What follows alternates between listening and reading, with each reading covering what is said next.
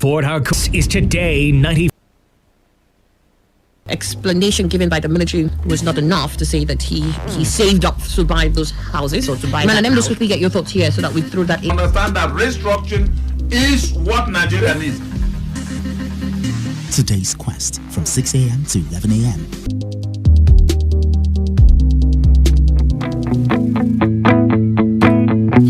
20 minutes after 10. It's a Friday, the 27th day of September 2019. It's your premium talk news and sports station, Today 95.1 FM. And it's your girl, Annie.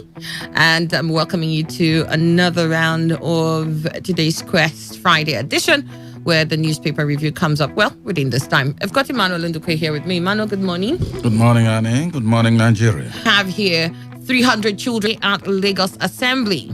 Lai Mohammed is saying, Nigeria optimistic of setting aside $9.6 billion judgment debt, Lai Mohammed. And Fashola tasks youth on nation building. Fashola tasks youth on nation building. And I think that's about it. Insult Buhari, President Buhari, and be sacked. Umahi tells his aides.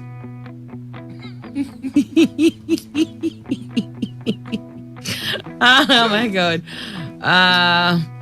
PDP chides Buhari on off-the-point answers at Onga. That's also in the Vanguard newspaper this morning. So let's get to some of the stories real quickly. 300 children found chained, starved, and sexually abused in Kaduna.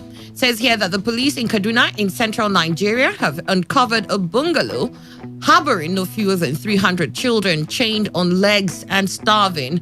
Some of the children are between the ages of 5 and 10. TVC News has reported the big surprise was that the children were mangled, possibly to ensure that they do not escape.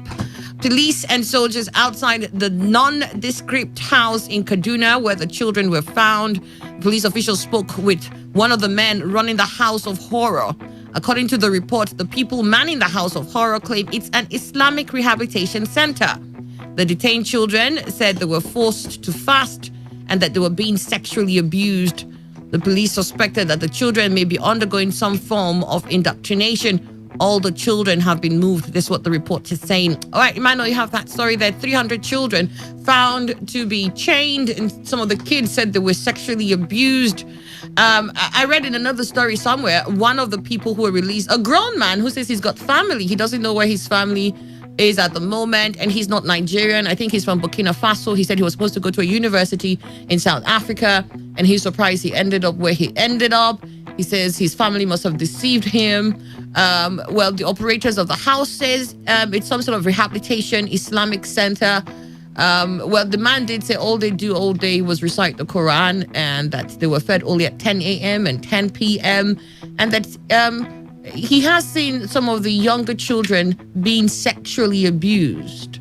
Is it part of the religion?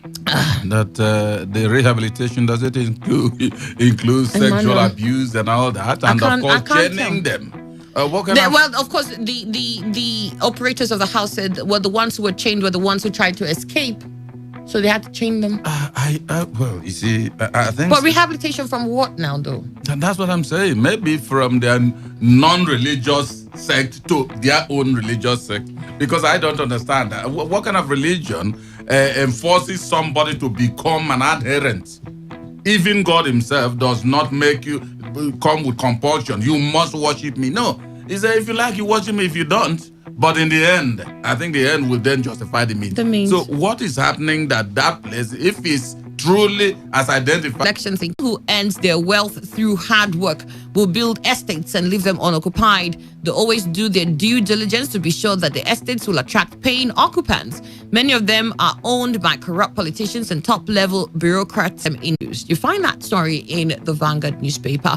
First, generally agreeing with Leilana, Special Rapporteur,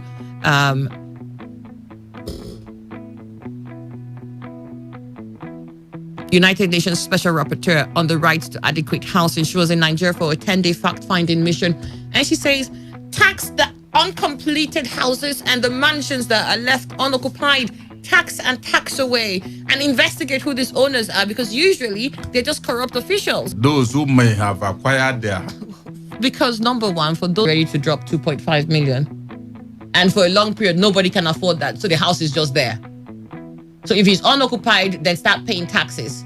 And the point here is that by the time government forces you to pay tax, you reconsider the amount you've placed on the house. And okay, good, I'll take $1 million.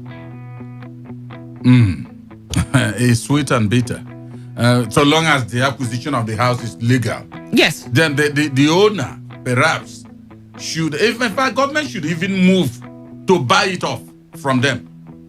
Yes, because when you are saying, I have acquired something, I've not breached any law, and I acquired it just because I have not allowed occupants, perhaps my rate is high. And why you haven't allowed occupants? Because your rate is high, yes. So why put your rate high?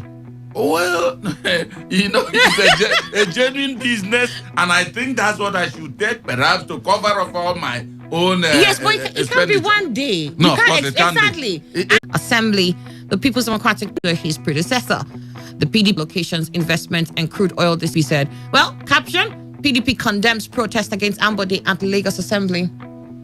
Because I think the crime Ambode committed is that he was one-time a governor of Lagos State.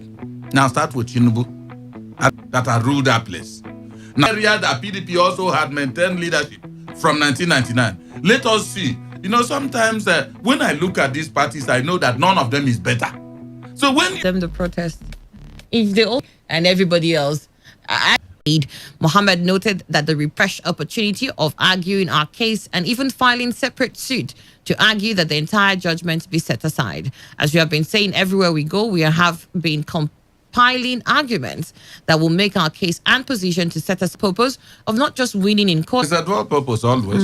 There's a day or so, or day before yesterday or yesterday, I heard that the P&ID or so they call it, had also on their own said no negotiation. And they are able to allow it to, if fraud in that particular, then set it aside. All right, okay. In the hands of P&ID, and if indeed it was a fraudulent move to make money out of Nigeria, $200 million or pounds will have been, well, we didn't really lose too much, did we? No, we didn't. It won't be like 9.6 billion. But it can't be like 9.6 billion, definitely. You know, in my place, these palm fruits, the sucker of it from the up.